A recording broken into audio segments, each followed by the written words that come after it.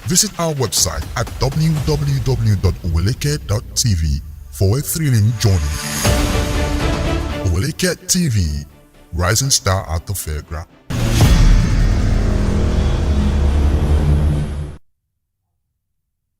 Welcome back. The appeal court in Abuja has overturned the tribunal's ruling on the election of the 26-year-old candidates from the All Progressive Congress presenting Owode Oniro in the Kwara State House of Assembly. The election was contested by Magaji Abdullahi of the People's Democratic Party. The tribunal in Ilorin had nullified results in 5 polling units, ordering a rerun, a decision that the APC candidate Honorable Rukayat Shitu appealed. The appellate court in Abuja overturned the ruling, confirming her legitimate election at a reception in Abuja. The ladies in PR commended the judiciary for upturning the truth and celebrated the victory as a vindication of emerging female power in Nigeria's democracy. They express that the judgment adds value to electoral jurisprudence and promotes gender balance and the not too young to run advocacy. Honorable Rukayat Shitu expressed gratitude, acknowledging the challenges and, of course, the legal journey since emerging as the APC candidate in June 2022. She urged opponents to join in governance, setting aside political divisiveness and emphasize her commitment to initiatives benefiting her constituents. Shitu, among the youngest lawmakers in Nigeria's history, highlighted her achievements during the 3 months on office, including educational materials distribution, sanitary pad provision, and cash donations to alleviate the impact of fuel subsidy removal. She also outlined plans for proposed bills addressing drug abuse on social media and exploring domestic electrifying production for local energy generation. The Kogi State House of Assembly has issued ultimatum to the State Ministry of Education, instructing them to pay 497.3 million naira in examination fee to the West African Examination Council, WAEC, by December 30th. The funds released by Governor Yahaya Bello in November were intended for the payment of fees for 15,033 students across the state's 21 local government areas. The directive came during a plenary sitting where the Commissioner for Education, Science and Technology, Wemi Jones, clarified issues surrounding the delay payment. Jones explained that the confusion arose as some school principals were collecting WAEC fees and other levies despite the government's release of funds. Jones assured the House that the released funds were intact in the ministry's account and that payment process was underway. He emphasized that the payment would get to WAEC before the closing date of January 28, 2024, and cautioned principals and examination officers against engaging in any criminal activities, such as collecting payments from students. The Commissioner reiterated the government's commitment to provide free education, stating that the Governor Bello and the state Kogi considered education to be free. The federal government has disclosed that the new minimum wage will be implemented starting April 1st, 2024, as the current 30,000 naira minimum wage is set to expire at the end of March 2024. The Minister of Information and National Orientation, Idris Mohammed, revealed this during an interview linking the announcement to the analysis of the 2024-2026 fiscal framework budget following President Bola Tinubu's removal of the fuel subsidy in May 2023. The government agreed to pay 35,000 naira to its workers. However, organized labor insists this was temporary, advocating for a review in 2024. The federal government's team and the Joint National Public Service Negotiating Council have commenced negotiations aligning with the country's labor law, which mandate a minimum wage review every 5 years. The fiscal framework analysis indicates a substantial allocation totaling 26.66 trillion naira for salaries in 2024, 2025, and 2026. This represents 157.14%, more than the 1.47 trillion naira allocated for capital allocations. The Nigerian Employers Consultative Association (NECA) and the Manufacturers Association of Nigeria (MAN) have voiced concerns over government agencies, ministries, and departments, that is MDAs, assuming the role of business undertakers in the country. They highlighted challenges such as rising inflation, multiple taxes, and the threat of strikes and protests, which continue to impede organized businesses in Nigeria. Despite these challenges, both associations commended the resilience of businesses in the face of a hostile business environment. Speaking at the NECA Employers Excellence Award 2022 in Lagos, the Director General of NECA, Adewale Smith, Yerinde, warned that the organized businesses would no longer accept a situation where social partners or the government act as undertakers of legitimate businesses. He emphasized the need for a conducive business environment and raises businesses for their resilience against adversities. The economic challenges outlined by NECA, MAN, and economist Bismarck Rewen underscore the need for a more favorable business environment and policies that directly addresses the concern of the Nigerian populace. Up next are stories on the foreign scene after the break.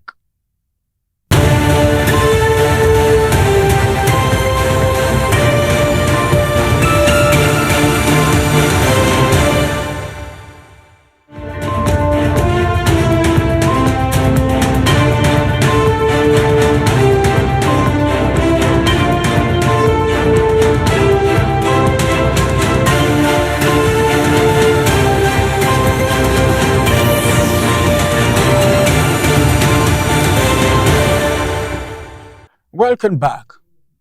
On the foreign scene, South Africa's Oppenheimer's family, led by Jonathan Oppenheimer, has acquired full control of Nigeria's GZ Industries Limited, a major beverage can manufacturer. The acquisition was completed by Oppenheimer Partners Limited, securing the remaining shares from Afima Capital. While the financial details remain undisclosed, Afima Capital previously held a significant 37.5% stake in GZ Industries. The move positions Jonathan Oppenheimer to guide GZ Industries' expansion in sub-Saharan Africa, tapping into a market with high sugary drink consumption in GZ Industries, with a 20% market share in South Africa, produces 3 billion aluminium cans annually, 1.8 billion of which are manufactured in Nigeria. Israeli warplanes resumed their attack on Gaza as a week-old truce expired without a deal to extend it. Palestinian civilians sought shelter and rocket sirens sounded in southern Israel as the conflict reigned. Journalists in Khan Yunis witnessed intensive bombardment in eastern areas, causing columns of smoke to rise. Residents fled for shelter in the face of renewed hostility within 2 hours of the truce expiration. Gaza health officials reported 35 people killed and dozens wounded in airstrikes hitting at least 8 homes. The bombing was particularly intense in Khan Yunis and Rafah in the southern Gaza Strip, targeting houses in central and northern areas. In entertainment, Edo State Governor Godwin Obaseki has extended his well wishes to Rema for a swift recovery. The calm down artist, who had plans to perform in Lagos, Abuja, and Benin this December, announced his decision to cancel due to health reasons. Governor Obaseki expressed his support on Twitter, praised Rema's exceptional achievement including selling out London's O2 Arena and accumulating 1.6 billion Spotify streams. Obaseki emphasized the pride Edo people feel for Rema and how his success served as inspiration for budding creatives. The governor wished Rema a speedy recovery, affirming unwavering support for the young talent. And in sports, Nigerian international Victor Osimhen's departure from Napoli seems increasingly likely. According to Italian football transfer expert Fabrizio Romano, Romano suggested that this striker is unlikely to renew his contract with the Italian champions. Osimhen has been the subject of interest from various European clubs, with English Premier League teams Chelsea and Arsenal reportedly leading the race for the Nigerian forward. Despite Napoli president Elio De Laurentiis previously stating that the club's prized asset would not be sold this summer, there is a risk of losing Osimhen in January or the following year, as this current contract with Napoli is set to expire in 2025. And just before we go, here is a recap of the headlines. Nigeria Air Force helicopter explodes in Port Harcourt crash. Federal government announces new minimum wage effective April 1st, 2024. On the foreign scene, Israeli warplane resume attack on Gaza as truce expires. And in sports, Osimhen won't renew Napoli's contract. And that's the package on our news bulletin. Kindly follow us on all our social media platforms at Oweleketv and website at oweleketv. I am Ramsey Enoch Agbo. Thank you for watching and enjoy your day.